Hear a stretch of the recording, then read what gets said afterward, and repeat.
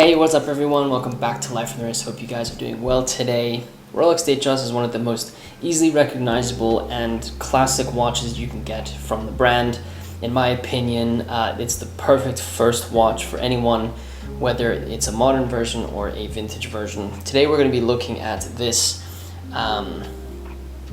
Rolex reference 1601 Datejust. If I can get it to focus here. This Datejust 1601 in stainless steel with a 14 karat gold bezel, fluted bezel with a beautiful champagne dial. Very excited to get into this watch. I'll give you a little bit of history on the Rolex Datejusts, give you some close-ups of this watch, and hopefully you'll enjoy taking a look at it with me. Without further ado, let's jump into it.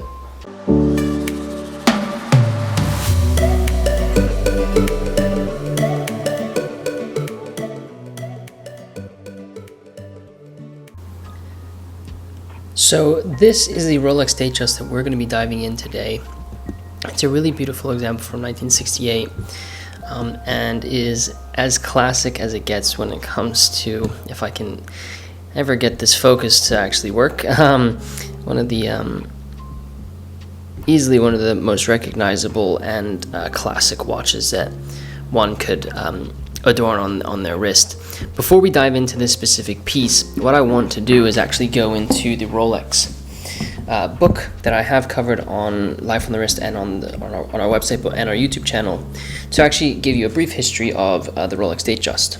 So the Rolex Datejust is described here on these pages by the writer of this book, and sort of describes the idea that there were some dates that were used on some of their watches, but Hans Wilsdorf was interested in an entirely different world premiere when he created this Datejust. The Datejust was created to celebrate the company's 40th anniversary in 1945, and he wanted to combine three fundamental achievements from the colorful history of his business, which was the oyster case, which you can see in some of the examples over here on the right side. The oyster case, a movement that could wind itself via a rotor, so an automatic movement, and the official certification as a chronometer. To basically crown off all of those achievements, he added the date at 3 o'clock. And the idea was, in the movement, what happened was when the date elapsed at 12 o'clock, when the minute's hand went to 12 o'clock, the date would jump forward. And that the idea of that, or the fact that it would jump one increment forward when it hit midnight, was the idea of just in time, and that's why the watch is known as the Datejust, or the date that just in time moves. The book has a really nice history of some other variations of the Datejust, and also goes through how the watch has changed over the last several years, like the new generation of the Rolex Perpetual 36, when they introduced the 41mm version of the watch. So, but that is just a brief history of how the Rolex Datejust came about. So to go back to the Rolex Datejust we have today to show you, the watch that you're looking at is a Rolex Datejust reference 1601. As you can see, the watch has, if I can get this thing to focus,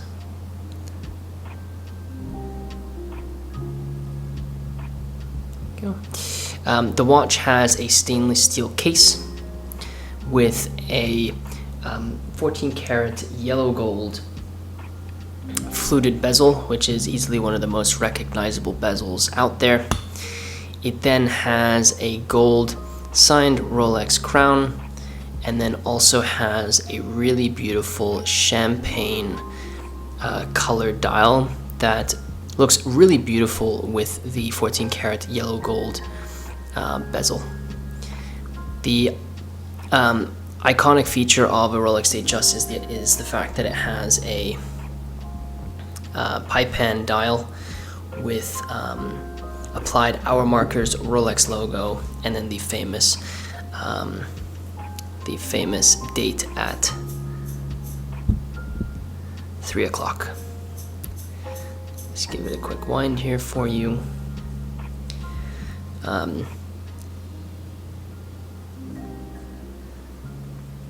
The watch overall is in fairly good condition. It is from 1968, as I mentioned previously, according to the serial numbers between the lugs. And so there is some some light brushes on the stainless steel case that are visible, but overall the watch looks really, really beautiful.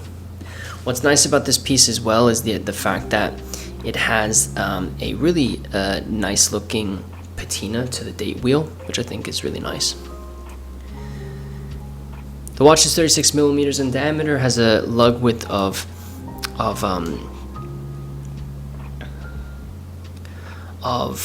20 millimeters, and complications are hours, minutes, and seconds hand, with a date at 3 o'clock.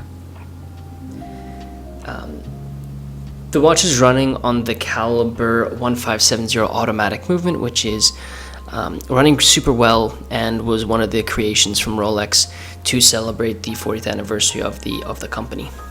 36 millimeters is not for everyone size-wise.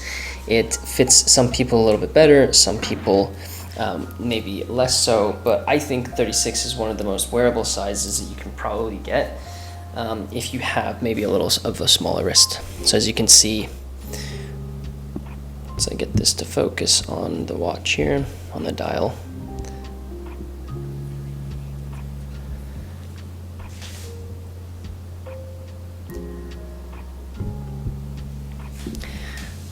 you would have thought by now I would have been able to do this easier, but there you go. So pretty nice size for my wrists. 36 millimeters isn't for everyone, but I think it's one of the best size-wise watches that you can get if you're looking to sort of step into the vintage world. There's also a lot of variety in Datejusts from the rich history that they have had. The 1601 is kind of like a go-to for many people. For the variety, you can get these with linen dials, you can get these with white dials. There are some black dial versions of these. There's also blue dials. You can get 1601s with a stainless steel bezel instead of a gold bezel. There's a lot of different variations of these watches that you can get, and so it actually makes the 1601 fairly collectible for many people. It's on a Strapco leather bracelet, which is a nice combination. Datejusts are nice because I think you can mix and match straps quite easily and have a lot of fun with that. It kind of blurs the line between dressy and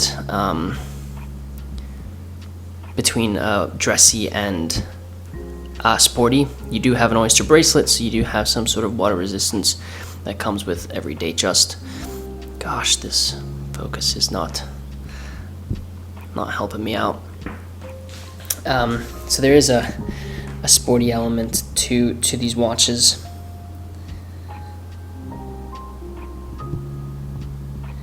That you can have.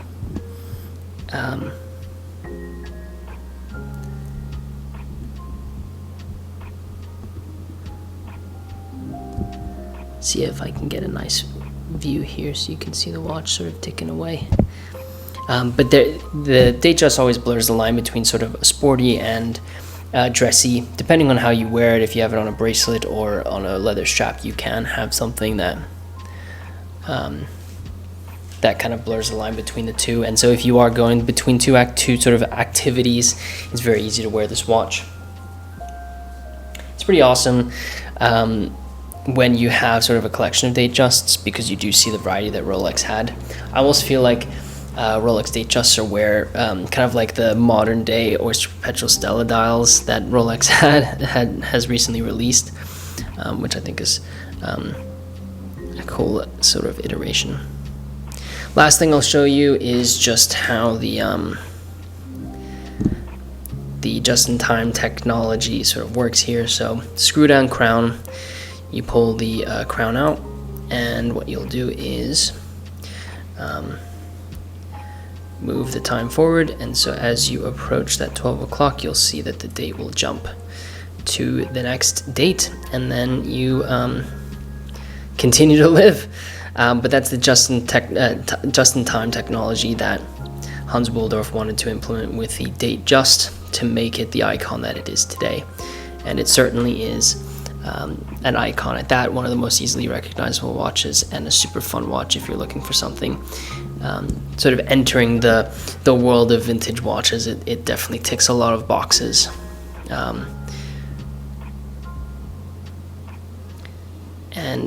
Yeah, easy to fall in love with one of these, easy to wear it every single day, and just a really fun watch. So with that said, we will close out the video. Hope you enjoyed taking a look at this Rolex Datejust 1601. It's a super fun wearable watch from 1968. Pretty cool to think it's that, you know, how long ago this was produced and how contemporary it does feel. Super fun to wear. Leather straps are always great, especially going into the winter months. So I hope you enjoyed taking a look at this. If you want to read our article about this watch, it will be at lifeandlearns.com in the editorial section of our website. You can also see some more pictures of it over there, so take a look. So you can take a look at this watch. If you just go to the editorial section, you'll be able to find our article for this specific watch. If you are new to Life on the Wrist, be sure to check out other content that we have on our website, and be sure to subscribe to our channel and share this video with a friend who might be interested in watches. If you wouldn't mind, leave me a comment, and the question that I have for you today is, which version of the Rolex Datejust is your favorite? Do you like the 1601s? Do you prefer the modern ones? I'd love to hear your thoughts, so let me know in the comment section below what your answer is to my question for today. If you wouldn't mind liking this video, it really does help me out. With that said, guys, thank you so much for watching this video, and until next time.